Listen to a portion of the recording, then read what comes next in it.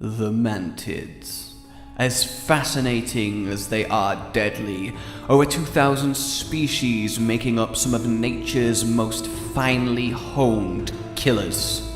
With a strike speed so quick you can quite literally blink and miss it.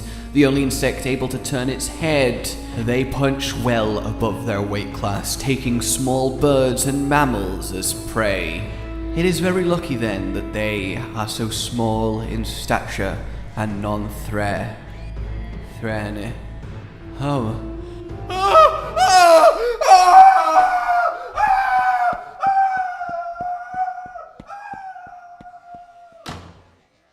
Say hello then to Ahtal Ka, the Golden Mantis.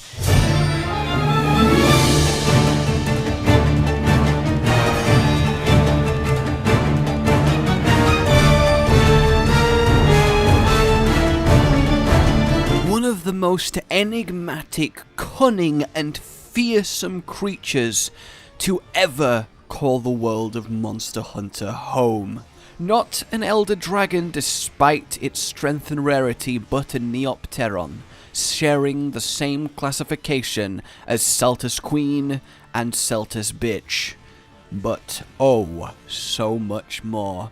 Ahtal Ka, then, is sexually dimorphic. The females larger but a dull brown. The males, while smaller, adorned in golden decoration, so that they're simply shiny! Please, giant mantis, don't eat me. However, the Ahtal Ka, sorry, it's so much fun. It's Ahtal Ka, right? But Ahtal Ka, it used to be Atoraru Ka, Atoraru Ka, but it's got a name change, like Valfalk to Valstrax, with the English version coming, and you may think then that this one, being all glittery gold and gorgeous, is a male, but in fact, it is a female, a queen in her own right, and master of her domain. You see, Ahtal Ka females are very much programmed to seek out and eat the males, very similar to actual mantids, who, as I'm sure a lot of you are aware, have a kind of arrangement whereby the males get eaten after mating. Granted, it only happens about 30% of the time. It's not as exaggerated as you might think, but you know, it's still. In order to get some, you gotta be willing to lose your head, son. Is the mantis way. But with Ahtal Ka, the female gains a lot more than a meal from eating the males. She gains literal power and starts to take on the golden decorated hue. And the more males she eats, the more intense this effect. And as you can see from looking at her, yeah, she is plowed through quite the masculine buffet. And as such has become obscenely powerful, an incredibly high-level threat to the guild. However, she is rare. This entire species is rare, to the point that hunters that die to them are, yes, mourned, but a lot of people feel genuine jealousy that they at least got to see the legendary walking treasure. Supposedly, her beauty in person is worth the grisly death that it beckons. And let's just put her in perspective on the power scale here. Ahtal Ka has a little bit of a habit whereby she likes to collect stuff, you know? She's a big fan of stuff. Women, right? And don't worry, Danny's out. I'm no chance I'm going to be heard.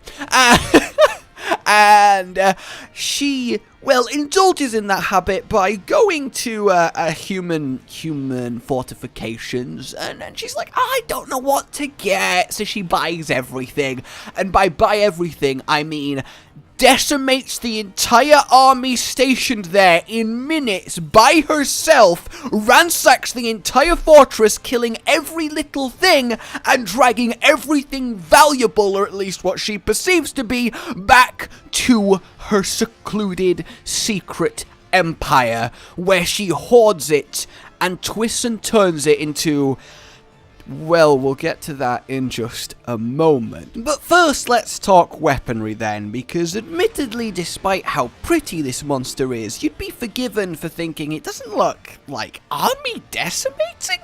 And look, let me tell you why you don't want to stumble across her jeweled desert kingdom. She is quick, very quick, and her claws are sharp. Very sharp. If you find yourself face to face, you'll quickly be thinking, wait, why can I see myself? Ah, I've been decapitated. And then, on top of that, she is able to lift very much ant-like many times her own body weight.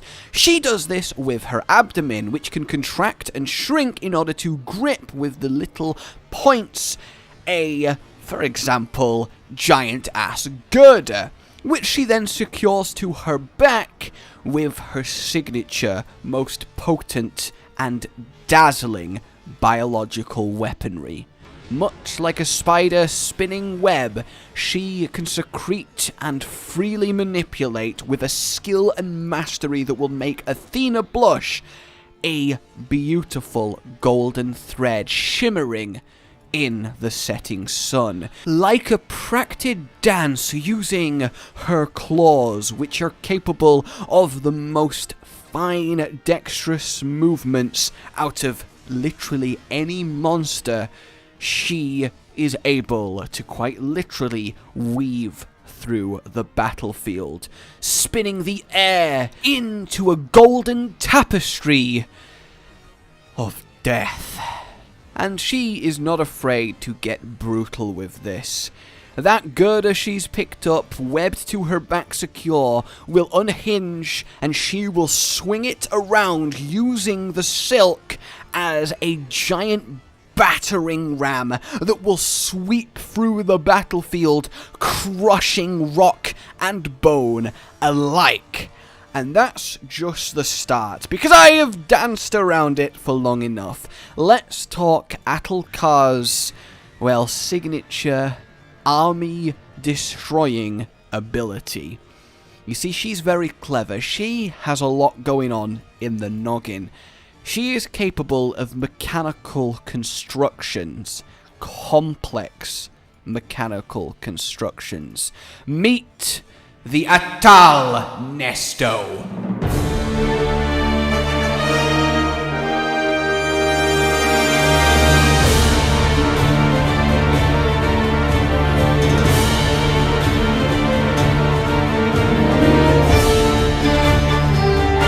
She constructs herself from the stolen shit, a working, pilotable mech in her own image, wrought in steel, that she decimates all before her with. Using it as secure transport from location to location, it is the most effective defensive strategy in Monster Hunter. So goddamn cool! So yeah, pretty cool, right? Like that's pretty neat. Like, is that not just the best thing? And it kind of almost works. Her thread is strong. Imagine if you tie some string to a door, pull on it, and then the door closes. Well, imagine from her pilot's cocoon, she has a series of threads that she can pull on, which through a complex web emanating out through this mechanical monster like a golden nervous system will make it dance to her tune. And her music is a masterpiece. While fighting this then, well, you better hope for the best. It is nigh impenetrable to traditional attacks, only large-scale explosions ever causing it significant damage. It is disabled by climbing it physically and severing the thread connections which is used to control it. Eventually, with the right strike in just the right place, it will be brought to ground, where you can enter it at the pilot level and start battering through the cocoon in which she hides, slowly but surely damaging it to the point she loses control, it falls apart, and she is forced to fight you personally once again. The phases on this fight are just You can do a bit of mining while you're up there, because that's what I think about when I'm climbing on a monster mech desperately for my life. I'm like, ooh, a piece of ore, and I just adore this. But it gets even better. It really does. This is just the showy part. It's not actually that effective at killing an individual target. It's too large scale, but you know what is really good at killing an individual target? A big spear-like creation pointed specifically at the thing that you want to be deadified. You know, how would you feel if I told you she can wield a Dragonator?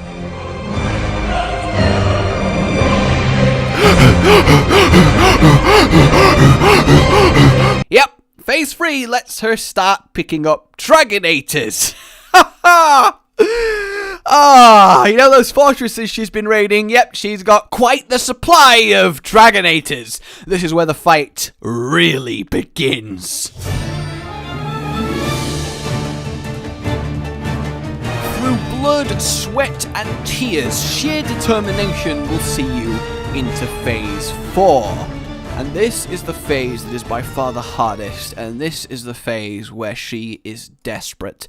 Forced to the brink, she lets her silk fly. You can see it in the air, dancing its dance, playing along to her expert tune, as she can now pick up a giant water wheel to send swinging round the arena. The roof now a layer of silken thread dancing to her elegant tune.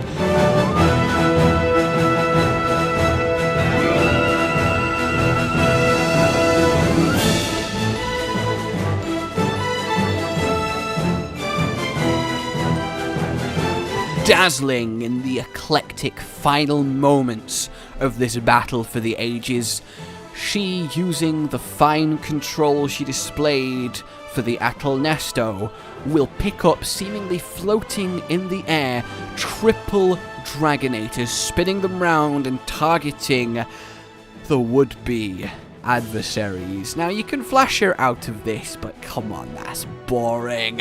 She will launch them at you like... well, I mean, she's firing a Dragonator at you! That's a way to ruin your day! That's not good! That's not what you really want! Oh, and this is where everything comes to bear. You have to dodge, weave, and slowly chip away until eventually she gives up on her cling to her treasures and her life, and you stand victorious, and you can claim some really nice armor. I like the Ahtal Ka armor. It's got a really good aesthetic to it. And the greatsword from Ahtal Ka? Oh, yeah, that's... oh, it's not bad. I'm a fan. And the thing is, that's about it. The actual ecology and lore on this majestic specimen isn't too extensive. They are a mystery. This is the only one that's ever been discovered. The guild wants very much to research them, but it's a difficult task. They can also release huge amounts of incredibly potent scent markers that smell their territory out for miles around to ward off other creatures, which is how they are able to live such a reclusive lifestyle without bumping into other monsters, only really appearing when they go and destroy a fortress. Hell, they can even decide, you know what, I kind of like this castle I just ransacked and killed everyone.